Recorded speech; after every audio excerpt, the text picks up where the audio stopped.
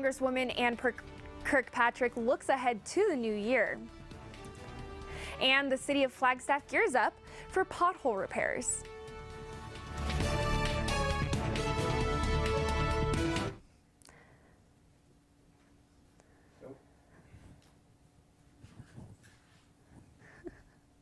Good evening and welcome to NAZ Today. I'm Virginia Beamer. Thanks for joining us. A look back at 2013 shows a bad year for the U.S. Congress. Our representatives accomplished very little, not counting political showdowns and a government shutdown. It's reported that approval ratings for Congress members average just 14%, yet our lawmakers seem ever optimistic, as reporter Kyle Benedict found when he spoke with Congresswoman Ann Kirkpatrick. Well, thank you again for joining me, Ms. Kirkpatrick, and Happy New Year to you. Thank you. You too. It's such a pleasure to be here. Great. Well, once again, thanks for being with us. And with the new year upon us right now, what are some of your priorities and your top priorities for 2014? Well, it's doing what's best for the district, and it's still about jobs and getting people back to work. That's really my focus. Last year, we passed out of Transportation and Infrastructure a major waterworks restoration bill that will create hundreds of thousands of jobs across the nation, good-paying jobs. For Arizona, it's 15,200 jobs. So we're going to start seeing those jobs come on board and just looking at ways to improve our infrastructure. You know, here in northern Arizona, we have a lot of needs, roads that are still unpaved, lots of areas that don't have broadband coverage. Cell phone coverage, you've probably noticed that. You know where those spots are. Yeah. And so those are the kind of things that we're working on so that the local regions, the communities, the small towns can have a really robust economy. In addition to those kind of issues that you talked about, I assume one of the other major issues is re-election, and I'm sure that's on your mind. And recently you have kind of been the target of some bashing regarding the Affordable Health Care Act. And can you just talk a little bit about your plan to kind of overcome those negative kind of issues? Well, we're hearing good stories every day now about folks who are being able to get insurance. I'll just give you an example. I just talked to a woman who's a breast cancer survivor. And under the new health care law, they can't be excluded for pre-existing conditions. Those conditions have to be covered. She wanted really good insurance, and because under the Affordable Care Act, she can now get that coverage. And she was just delighted, and heard from somebody else the other day who had a pre-existing condition. He was able to get coverage, and he's saving himself $6,000 a year. So we hear those stories every single day all over the district. And looking forward, throughout your district, much of your district is rural Arizona. And can you just touch on some of the your plan on how to address some of those issues coming out of rural Arizona? I have a caseworker, and I've had somebody in my Flagstaff office since the beginning of the year who's dedicated just to answering folks' health care questions. So again, they can go to my website, kirkpatrick.house.gov, look up the number for the Flagstaff office, and call. It's Judy. They can ask for Judy, and she can answer their questions. Great. Well, thanks again for joining us, and good luck here in 2014. Thank you so much, Kyle. And for NAZ Today, I'm Kyle Benedict. Kirkpatrick is wasting no time getting started on doing good works. She is currently touring the southern part of District 1. She volunteered at the Community Food Bank in Marana waiting tables, and tomorrow the Congresswoman will tour businesses in downtown Casa Grande. The tour is part of a continued focus on jobs and local economies. In addition to cars and trucks, Flagstaff city streets contain everything from cracks to potholes and dips and divots. Now, Flagstaff City Council is making headway on raising the money to fix and maintain roads. NAZ Today met with council member Jeff Orovitz to find out how the city plans to smooth the streets. You might have a 30-degree temperature difference sometimes between day and night, so you have that constant freezing, thawing, expansion, contraction on our streets, which definitely creates those cracks and potholes, etc. You know, as far as the issue of street repair, this has been ongoing really for the past decade. At one point, I actually brought a piece of asphalt into a council meeting and put it on the dais, you know, just to remind everyone, hey, we need to fix our streets. That's one of our core functions as a city council, as a city government. One of my top priorities as a councilman this year, and one of the council's top priorities, is actually infrastructure, and one of those is actually repairing our streets. As you've noticed, a lot of our streets are in bad condition.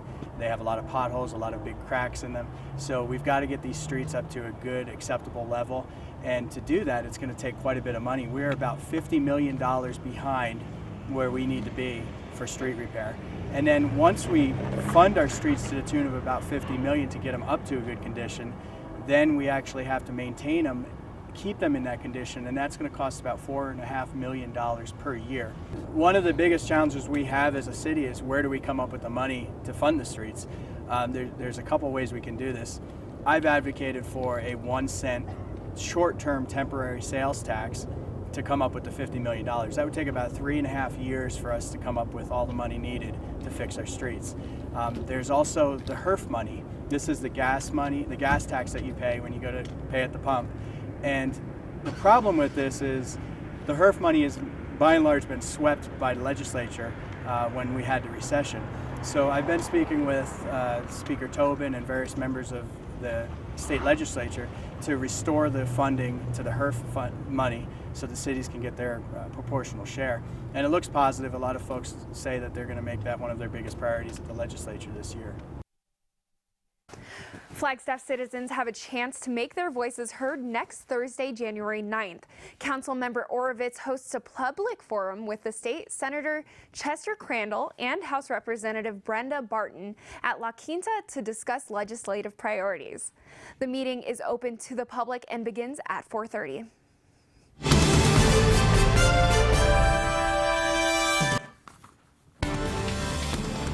Coming up on NAZ Today, a national park in Arizona recently doubled in size and is sparking the interest of more than just tourists. Plus, gas prices are rising again, with Flagstaff topping the list. Hi, I'm Terry Markson.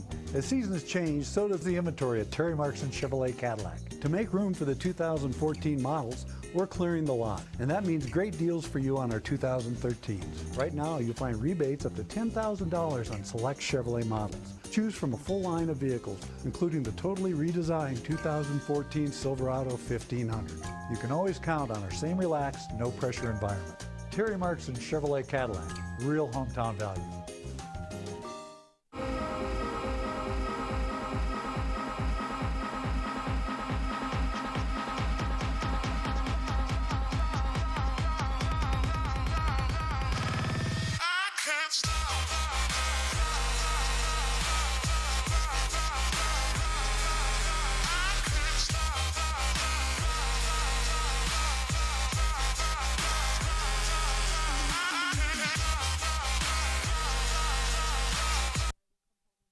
The Petrified National Forest now contains 4,200 acres of newly acquired land.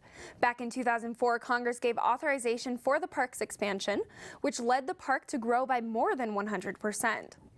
Park has been acquiring those lands that were authorized, and we're about a third of the way complete with that process. We've added about 50,000 acres in the last 5 years. 15,000 of it from BLM and the rest of it from willing sellers. With the acquisition of this new land, paleontologists have expressed interest in investigating the area that is now covered with ancient fossils. The bones that we're finding are of aquatic animals. They were from the late Triassic era, that's 200 million years ago, when this area was a river system that was located about 10 degrees north of the equator, which is where Panama is today. So it was a rainy, wet environment with lots of water, and these animals were living in the river systems. This newly acquired land not only contains fossils, but has a mineral that has already sparked the interest of mining companies. Tune in on Monday for more details. And gas prices across Arizona are up this week more than 4 cents after hikes in crude oil prices and regional issues. According to AAA, the average is up to $3.19 statewide. Here in Flagstaff, we rank highest with average prices coming in at $3.36 a gallon. Tucson ranked lowest in the costing only $3.10. Prices reached a low at $3.11 state average in mid-December.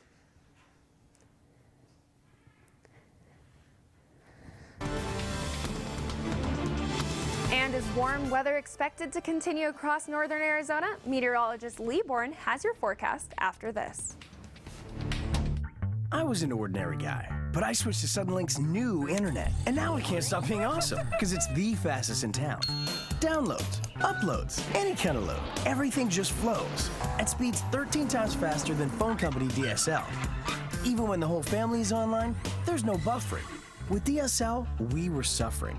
Yep, anything the phone company can do, I can do faster. Now that I have the next big thing from Suddenlink. Now that I have a house full of easy.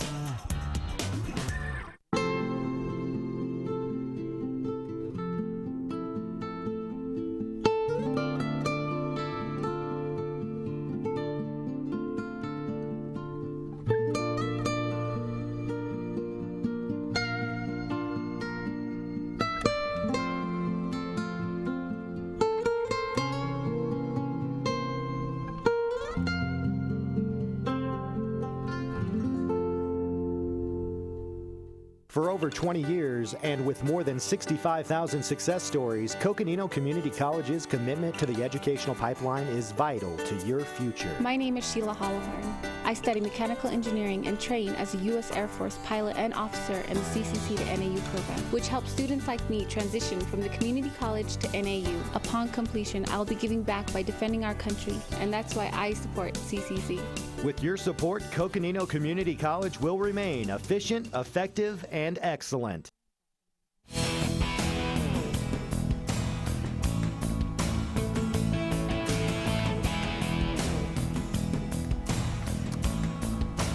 All right, another extremely mild midwinter day out there today. High temperature in Flagstaff getting into the mid-50s, way above average for this time of year, which is in the lower 40s, and definitely not feeling like early January out there. It's this persistent ridge of high pressure out in the Pacific, just anchored off the California coast, and that's keeping our weather all across the western United States very, very mild for this time of year, and it's really just not going anywhere. We're going to have some of this high cloud cover move through over the next couple days. Really not a big deal, but again, the storm track is forced up over the top of the high pressure, up into Canada, dragging in a lot of cold air, and then it's a very active storm pattern for the eastern portion of the country. They just had one big snowstorm go through yesterday. It brought a foot plus up into the New England states, and now the next storm system over the top out of Canada, clipping right through Alberta. This is like an Alberta clipper moving into the northern plains, more snow breaking out, moving into the Great Lakes, and this is also going to draw in a lot of cold air. Due to this storm track, it's going way up into Canada, drawing in Arctic air. Today's high temperatures across the Great Lakes, single digits, even some negative high temperatures in the very extreme northeast, 10s dropping down into the Ohio River Valley, and you can see the cold air spilling all the way down into the Great Lakes. Total different story if you get under the high pressure, which is us here in the southwest and also California. This storm track does bring cold air down into the Rockies, but it gets dammed up on the Rockies and really doesn't get to spill to the west. So we're left with some very, very nice temperatures. This next storm system that I just showed you, it's going to track across country, bringing cold air into the Rockies on Sunday. And what that's going to do is going to bring us a cool northeasterly breeze by the time we get into the late portion of the weekend. So for us overnight tonight, 20 degrees, mostly clear skies, a little bit of that thin high cloud cover that I showed you moving in off the Pacific. Tomorrow, 48 degrees, sunny. We'll call it mild once again. And we do have the increasing breeze throughout the day as that storm system starts to drop into the Rockies. Here's a look at the temperatures overnight tonight and into the beginning portion of the weekend. Very nice temperatures and the extended forecast for us in Flagstaff. We cool off on Sunday under that northerly breeze. It's still plenty of sunshine out there, and then temperatures are right back at it up into the upper 40s. And for you down into Sedona, temperatures quite lovely for January here through the weekend. We're in the 60s tomorrow, low 50s Sunday, the coolest day.